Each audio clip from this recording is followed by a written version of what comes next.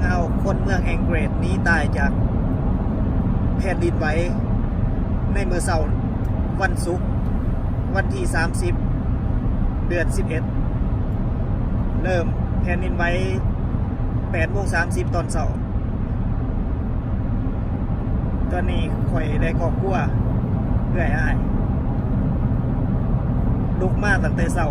มาเติมน้ำมันญาติก็เติมน้ำมันตั้งแต่เช้าญาติก็เติมน้ำมันให้เต็มถังนั่นพากันนี้ออกจากเมืองแองเกรดขึ้นไปสู่สถานที่แผ่นดินที่สูงเพราะว่าทางซีดีเขาประกาศส่งขอความเตือนภัยผ่านทางโทรศัพท์ให้ทุกคนเก็บเครื่องของเก็บสัมภาระที่จำเป็นออกจากเรือนไปพักผ้าอาศัยอยู่สถานที่ที่สูงออกมาแต่เช้ารถติดเบิ่งในสถานการณ์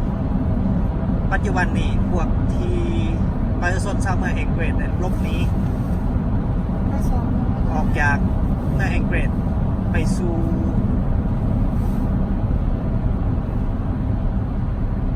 พื้นดินที่สูง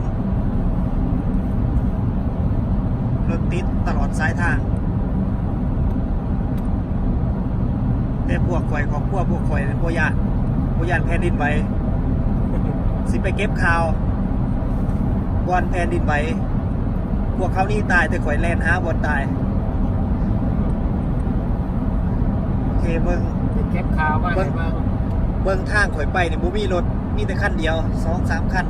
แล่นกลับไปวันต่ำแต่สังเกตเบิ่งทางบอลเข้าหนีตายหนีจากบอลมันเกิดเหตุบอลแผ่นดินต่ำสถานที่ต่ำเลยเขานี้เขาจะหนีจากที่ต่ำแต่ข่อยไปแล่นลงไปสู่ที่ต่ำบ่ยานตายตอนนี้กำลังขับรถกลับบ้าน